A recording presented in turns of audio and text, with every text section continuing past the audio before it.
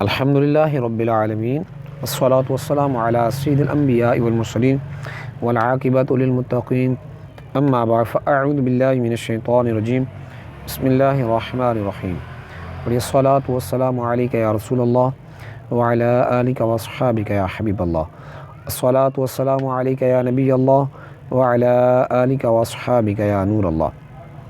فرمان مصطفیٰ صلی اللہ تعالی علیہ وسلم میں مسلمان جب تک مجھ پر درود پاک پڑھتا رہتا ہے فرشتے اس پر رحمتیں بھیجتے رہتے ہیں۔ اب بندے کی مرضی ہے کہ مجھ پر درود پاک کم پڑے یا زیادہ۔ صلو علی الحبیب صلی اللہ تعالی علی محمد صلی اللہ علیہ وعلی آلہ وصحبہ وسلم صلاۃ و سلام علیک یا سیدی یا رسول اللہ۔ جی تو میرے پیارے محترم اسلام بھائیو، آج کے سبق نمبر 1 لیسن نمبر 1 کی قرآن پاک سیکھیے، اس کے صفحہ نمبر یہ شروع ہو رہا ہے 18 سے۔ سبق نمبر 1 کے تفسیر قرآن پاک سے ہم اپنی کلاس کا آغاز کرتے ہیں۔ تو جی اس میں ہمارے تفسیر قرآن میں ہمارے پاس موجود ہے جی تسمیہ کی اہمیت اور اس کی فضیلت۔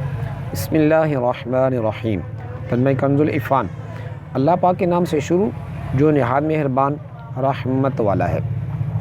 تفسیر سیرۃ الجنان جلد 1 صفحہ 44 پر ہے کہ حضرت علامہ احمد صابی رحمۃ اللہ علیہ فرماتے ہیں قرآن مجید کی ابتدا بسم اللہ شریف سے اس لیے کی گئی تاکہ اللہ پاک کے بندے اس کی پیروی کرتے ہوئے ہر اچھے کام نیک کام کی ابتدا بسم اللہ سے کریں، اور حدیث پاک میں بھی اچھے اور اہم کام کی ابتدا بسم اللہ سے کرنے کی ترغیب دی گئی ہے۔ چنانچہ حدثنا ابو ہریرہ رضی اللہ عنہ سے روایت ہے حضور پنو صلی اللہ علیہ وسلم نے فرمایا جس اہم کام کی ابتدا بسم اللہ الرحمن الرحیم سے نہ کی گئی تو وہ ادھورا رہ جاتا ہے، لہذا تمام مسلمانوں کو چاہیے کہ وہ ہر نیک اور جائز کام کی ابتدا بسم اللہ الرحمن الرحیم سے کریں، اس کی بہت برکت ہے۔ الرحمن الرحیم اس کی تفسیر کے تحت حدثنا امام فخر الدین رازی رحمۃ اللہ علیہ فرماتے ہیں اللہ پاک نے اپنی ذات کو رحمان اور رحیم فرمایا تو یہ اس کی شان سے بعید ہے کہ وہ رحم نہ فرمائے۔ مروی ہے کہ ایک سائل نے بلند دروازے کے پاس کھڑے ہو کر کچھ مانگا تو اسے تھوڑا سا دے دیا گیا۔ دوسرے دن وہ ایک کلہاڑا لے کر آیا اور دروازے کو توڑنا شروع کر دیا۔ اسے کہا گیا کہ تو ایسا کیوں کر رہا ہے؟ اس نے جواب دیا تو دروازے کو اپنی عطا کے لائق کر یا اپنی عطا کو دروازے کے لائق بنا۔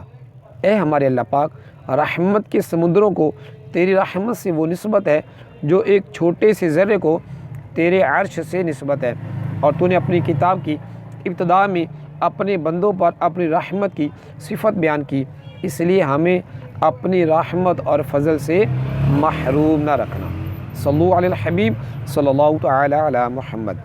جی تو پیارے محترم اسلام بھائیو، اب ہم مدنی قاعدہ سبق نمبر 1 کے مدنی قاعدہ سے بھی اس کا آغاز کرتے ہیں۔ پہلے ہم نے تفسیر قرآن سنی، اب ہم مدنی قاعدے کے بارے میں کچھ نہ کچھ معلومات حاصل کرنے کی سعادت حاصل کریں گے۔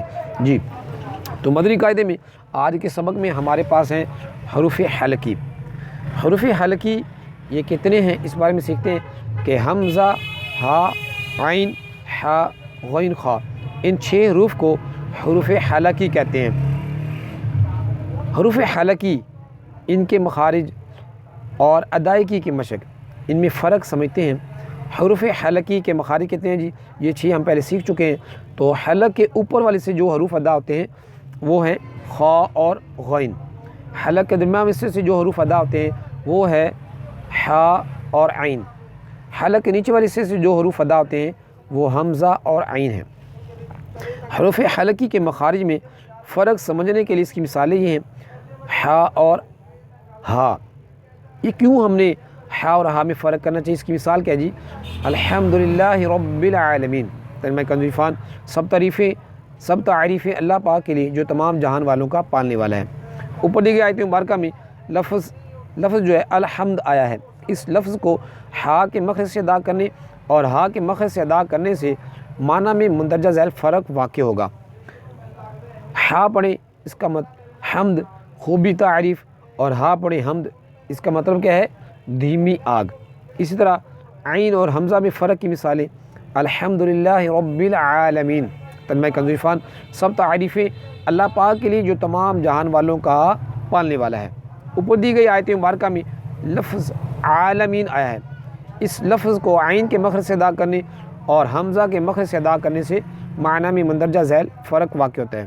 جیسے عین کے ساتھ عالمین تمام جہان، اور حمزہ کے ساتھ عالمین تمام جو غم۔ اب کہاں پر جہان کی بات ہو رہی ہے، کہاں پہ غم و تکلیف کی بات ہو رہی ہے، تو یہ حمزہ اور عین کے فرق کرنے سے یہ تبدیلی واقع ہوتی ہے ترجمے میں۔ آگے ہے غین اور خاء، اس کی مثالیں سنتے ہیں۔ غیر المغضوب علیہم ولا الضالین، ترجمہ کنز العرفان، نہ ان کا جن پر غضب ہوا اور نہ بہکے ہووں کا۔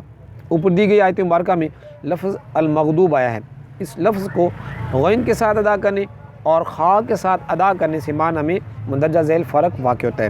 غین کے ساتھ مغضوب یعنی جن پر غصہ ہوا، اور خاء کے ساتھ مغضوب جن پر رنگ ہوا۔ اللہ پاک سے دعا ہے کہ جو کچھ سنا سیکھا اس پر عمل کرتے ہوئے دوسروں تک پہنچانے کی توفیق عطا فرمائے۔ اگر اس میں کوئی کمی بیشی ہو، آپ کو سمجھ نہ آئی ہو، تو اس کے بارے میں کمنٹس کر کے آپ پوچھ لیجیے گا۔ صلو علی الحبیب صلی اللہ علی محمد صلی اللہ علیہ وآلہ آلہ وصحبہ بارک وسلم۔